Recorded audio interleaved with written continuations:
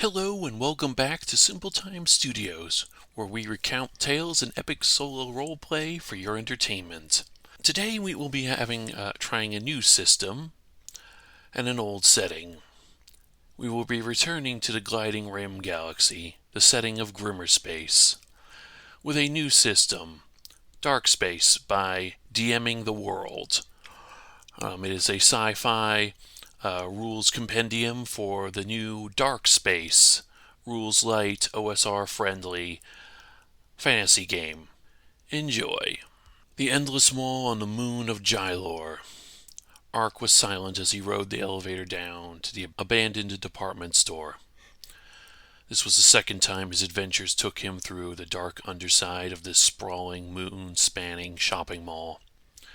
It had only been a few weeks since his battle with Zora and Sammy Screen's pizzeria, and he finally managed to get another job. His earpiece chirped with an incoming message. He tapped it on reflex.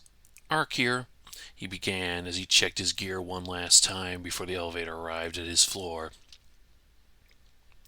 "Hi, Mr. Gnosh. I'm Gavin. I'll be your operator for this dive. Do you need me to go over the details of your first job with Omni-Staff Staffing Solutions?" A soft male voice chirped over the radio. Jacob Ark Nosh continued to look over his gear. Toolkit was securely stowed away in his backpack alongside a rebreather, climbing gear, a light source, some ration bars, and spare energy cells. All the things a prepared spacer needs. "What else is there to go over?" he replied. "Go down to a mall dead zone in the Endless Mall that has been abandoned for years. Head over to a toy store that the client owns the deed for.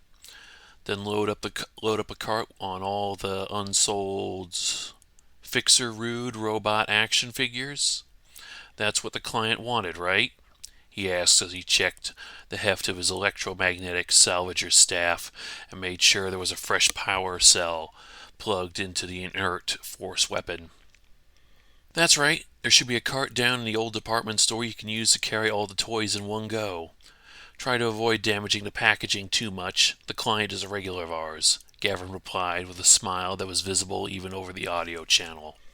Ark did his best to avoid saying the first thing that came to his mind and reminded himself why he was here. Really here. Instead focused on the job in front of him. "Anything else I should know about? Structural issues, renegade robots, stubborn pests?" he asked. It would be a first if this turned out to be an easy, uneventful job, and he knew that things tended to get strange the further a person traveled away from the main areas of the Endless Mall. Okay, does Gavin know about the layout of this stretch of the mall or any threats to Ark? I'll say it's unlikely on both counts. He knows much more than the basics. And a 5 and an 8 on both says I'm right.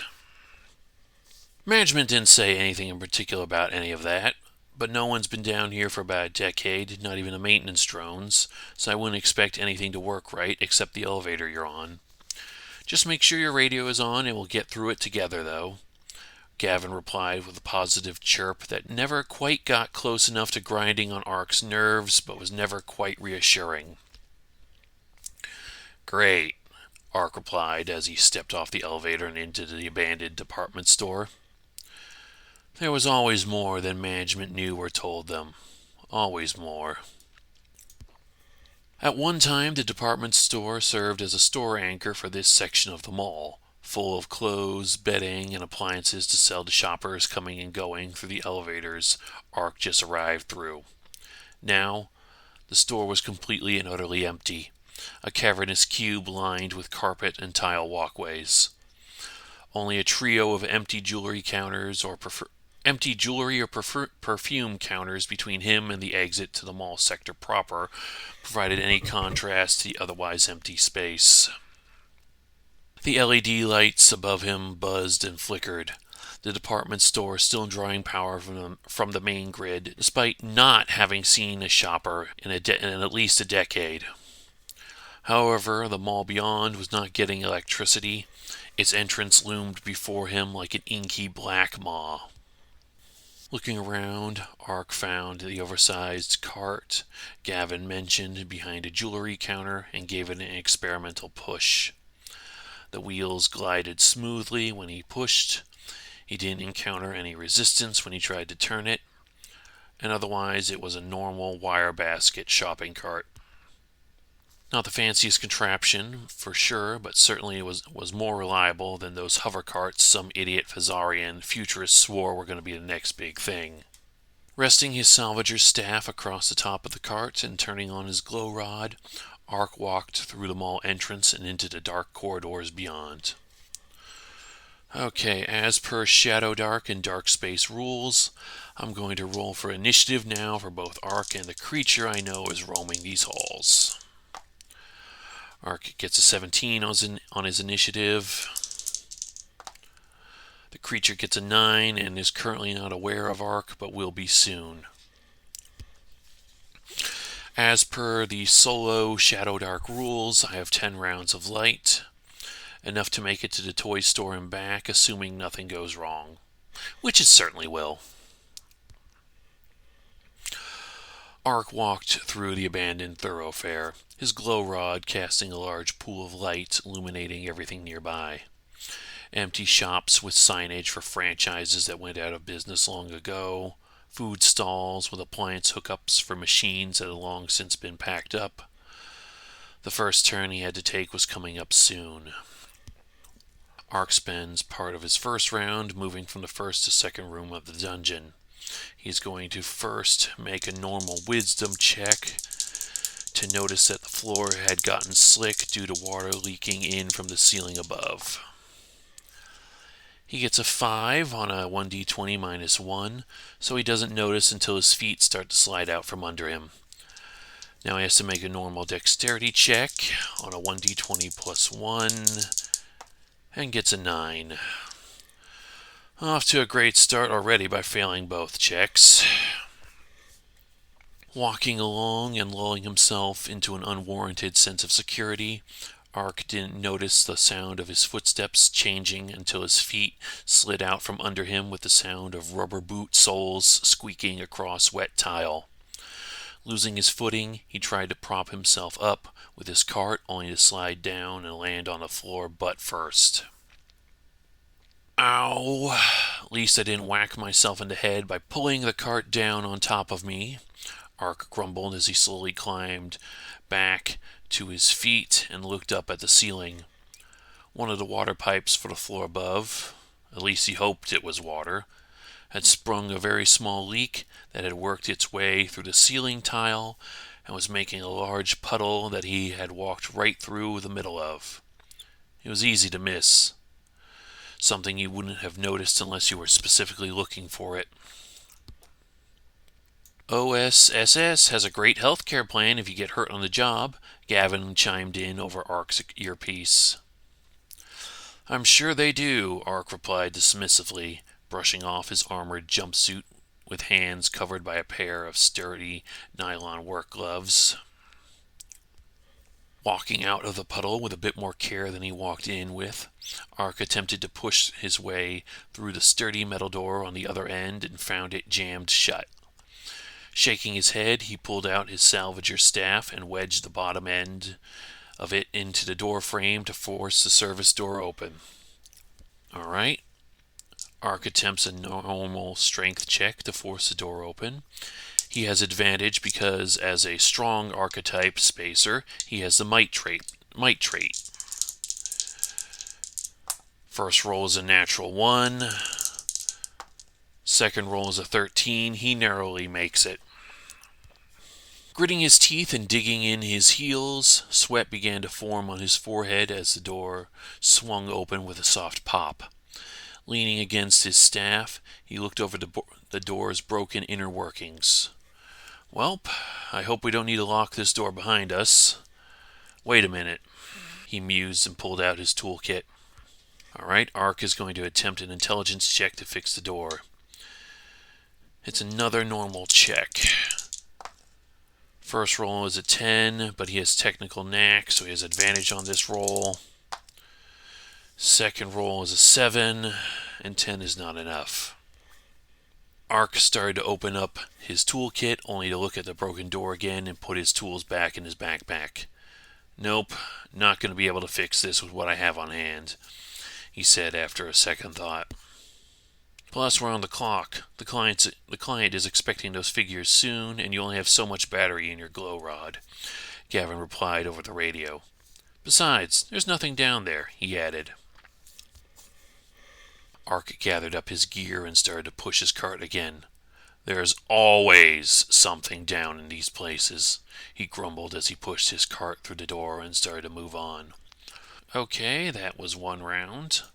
On to round 2 and the next room. Ark's going to make another wisdom check. Normal again because I don't see this hazard being particularly concealed. He gets a 15, so he notices a trap before walking into it this time. The service door took him down another dark corridor before opening into another room. Still smarting from his unexpected fall, Ark was a little more cautious walking into the old maintenance room and immediately noticed yet another problem. At one point, the room had stored all manner of chemical adhesives for gluing objects back together. Now all the containers had leaked or otherwise spilled their contents all over the shop floor. Ark cautiously poked the mess with the bottom tip of his salvager staff and encountered resistance when he attempted to pull his weapon away. Yep, still sticky. Turning his head, he looked around to see if he could find another way around the puddle of glue and maybe anything else he could pocket to resell on the side. Ammo and gear weren't going to buy themselves after all. Okay, Ark makes another wisdom check, easy this time, to find a path around the puddle. I get a 14 on his wisdom check, so he does find it fairly easy. I'm going to ask the Oracle if there's anything he can find on the salvage table. I think it's unlikely, but I got a 15 after rolling with disadvantage, so it's a yes. Excuse me, and he gets a 19 on the salvage table, so he gets 8 credits worth of loot. Threading his cart through the room, he spotted a small magnifying monocle for working on robotic electronics on a nearby bench. It was nothing particularly special, but it looked intact enough that he could pawn it for a few credits on the side after this. So as he walked by, he slid it into his backpack. A few minutes later, he was through the maintenance room and on his way to the next room. Okay, on to room 3. No need to roll for entering this room. Another turn at the right junction, and the service tunnel took him out through the back of an empty store. The security gate was open, but there was a huge pile of debris still blocking the door. Odd. It looked like the refuse was purposely thrown here instead of random junk that fell out of the ceiling. It looked like crates, shelves, and other storage fixtures from some of the abandoned stores. Still, he needed to clear it to get the cart through, and maybe there was something valuable in all that junk anyway. Okay, going to make 2 skill rolls. One is a strength check to clear enough of the junk away. Easy because he just needs to push it aside to squeeze his cart through. And since I misread the rules for salvage in the previous encounter, I actually need to make a normal wisdom check, skill check to see if I notice anything. Ark has advantage on both rolls, either from his strong archetype or from his roughneck occupation. So he rolls twice and keeps a better roll. Strength is a 14, so he clears that easily. He gets a 16 on the wisdom check, so he finds something. I get a 52 on the salvage tables, and that says it's 2 gold-plated gaming dice on a chain worth 20 credits.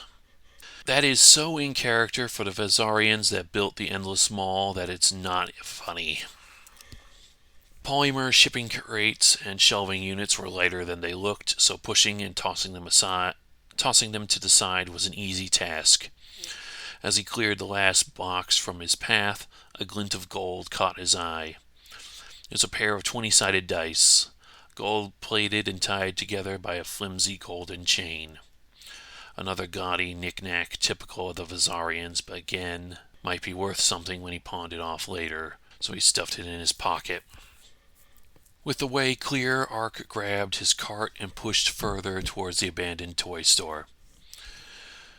Something he couldn't quite put his finger on had him on edge. Why would there be a barricade if there was no one down here to make one? Alright, time for crawler round 4. "How are you doing, Ark?" Gavin asked over the radio, breaking up the silence. "I'm alright now. I'm walking down the final thoroughfare before the toy store. Glad this is a quick job because this place is giving me the chills," Ark replied, keeping his eyes open for more trouble. "Oh, you're only that far? Good, there's some collapsed flooring in the corridor right outside the toy store. Management just updated me with that," Gavin answered helpfully. "Good to know management is looking out for us," Ark replied sarcastically, thinking of all the structural issues that would have been nice to know the moment he got off the elevator. "By the way, are they sure there is no one else down here?" "Job brief didn't say anything about anyone living down there," Gavin replied as if that was enough. "Job briefs never give you all the details," Ark replied as he spotted the gaping hole in the floor, big enough to lose a ground car in. Getting as close as he dared and looking down, he saw that it went down at least 20 feet. Fortunately, the hole didn't take up the entire shopping corridor, just most of it, enough that going around took a few minutes longer than it would have otherwise. Alright, crawler round 5. But after going around and on the other side, he was there. The Robo-Rob's toy store was right in front of him, the signage glowing and the store inside lit up like it was ready for its first customers of the day. Standing right by the entrance was a life-size statue of Fixer Rude, a humanoid being that vaguely resembled an Adian humanoid. Fixer Rude was dressed in a mechanic's jumpsuit with matching cap. His right hand was raised as he was about to wave at Ark. Fixer Rude looked at the Gylorian salvager with an unnaturally broad smile and a pair of unblinking monochromatic eyes that seemed to stare right through Ark's soul. Everything about this screamed it was some kind of trap in Ark's mind. Yet as he peered through the clean storefront window, he couldn't see anything that looked any more suspicious than a lit store in the middle of a mall that was otherwise as black as the bottom of an asteroid mine. So he switched off his glow rod to save on the battery and walked right past the statue. On a whim, he high-fived the statue as he walked past. Inside the narrow aisles of the cramped toy store, he soon found the section for all the Fixer Rude figures. The big promotional cutout hung from the ceiling made it hard to miss. Ark stopped his cart and got on his radio as he started taking boxes of action figures off the shelves. "Gavin, I'm at the toy store and loading up all the action figures on the shelves. Looks like there's enough to fill the cart. Does the client want anything else while I'm here?" "Does the client want anything else? I think that it's unlikely. And I get a 4 on the Oracle die, so yeah, we're good." "Nope, just the action figures. So once you get them, you can start heading back," Gavin replied over at Ark's earpiece before signing off. The weathered Gylorian scrapper didn't need to be told twice, loading the sealed toy boxes into his oversized cart one armful at a time. A few minutes later, the shelves were picked clean, and Ark had just finished turning his cart around to go back outside when he spotted something that sent a chill down his spine. The statue of Fixer Rude, or at least what Ark thought was just a promotional statue, was gone. On reflex, he immediately looked behind him and saw nothing. The statue had seemingly vanished, but Ark's mind was beginning to put together a theory about what was happening. Before he started to push the cart out of the store, he switched on his glow rod and made sure he had a hand on his salvager's staff as he pushed the cart out of the store with a brisk jog. "Okay, Crawler round 6. Ark's initiative is still a 17, and Fixer Rude's is 9. I'll roll a 1d6 to see if Rude appears in this room. 4. Ark is safe for now. Still moving at a brisk jog, Ark called Gavin again. Alright, I got the action figures and I'm heading back. Gavin, did the company that made Fixer Rude build a life-sized android to shill these toys? Yeah, they did. Why do you ask? Gavin replied, confused. Ark didn't answer the question directly as he finished circling around the massive hole in the mall floor. And did these androids develop any violent quirks? He asked, his arm starting to get twitchy as it craved the comforting heft of his staff. I don't know. Let me look it up, Gavin replied nervously, starting to see where Ark was going with his questions. Ark didn't stop to wait. He knew it was better he kept moving before he had to answer his question one way or the other. Crawler round 7. 3 on the D6. Rude does not appear. The barricade remained dismantled as Ark hustled through the empty storefront and into the service corridors behind it. He didn't bother to look except to check if the missing android was hiding in the room. Seeing that he was still safe, Ark quickly moved on. Okay, crawler round 8. And a 1 on the D6. Of course it would be in the maintenance room. Rushing through the double doors and turning to avoid getting stuck into spilled glue, Ark barely heard the rapid thumping of metallic feet running across the tile floor behind him in time. Grabbing his salvager staff and energizing it, he turned and found himself face to mechanical face with a Fixer Rude android as the machine glared at him. I'm gonna fix you! It shouted with an unmoving grin as it raised the buzzsaw that had replaced its right hand and ready to attack. If he had time to process the situation, Ark may have questioned the practicality of a buzzsaw that looked like it would have trouble with soft wood, let alone soft metal. As it was, he barely had time to swing his staff before he took a saw blade to the face. Ark is going to attack first, and rolls a natural 1. So not only does my first combat roll in Darkspace whiff, but it whiffed so badly that the battery shorted out, and the staff became inert until I switched batteries. Ark swung his energized staff and telegraphed his attack too much. Fixer Rude parried with its buzzsaw. Sparks showered across the floor as Ark deflected the blade at the expense of shorting out his staff. Okay, now it's Rude's turn. It gets an 8, which does not beat Ark's AC, so it does not hit. Seeing its opening, Rude swung again with the buzzsaw blade. Unfortunately, the blade connected with one of the reinforced parts of Ark's armored coveralls, briefly sparking before bouncing away. Ark quickly swapped the spent energy cell in his staff with a fresh one, causing the staff to crackle with electromagnetic energy once more before he swung again. And this time Ark gets a 12 to hit, which narrowly beats Rude's AC. He does 6 points of damage, which I really should not have used the repair automata stats from Darkspace for Rude, because that's an insta-kill. I probably should start using beefier monsters in Grimmerspace. Ark's second swing connected squarely with the android's head, causing it to spin a full circle before falling off and landing on the floor with a metallic clang. Rude's body fell over a second later.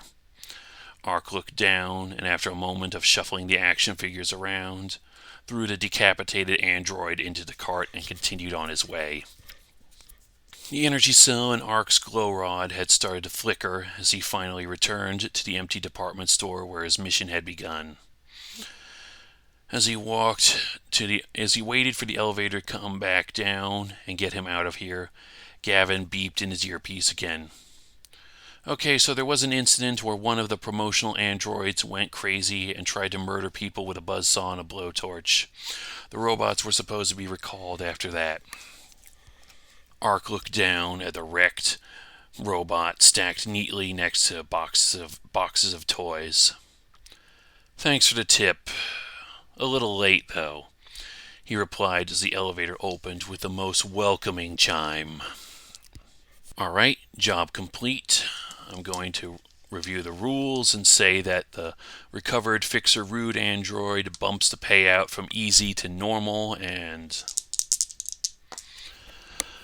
I rolled a 4 on the job payment, so I get 400 credits. Well, the action figures were collectibles, and the android was more or less intact.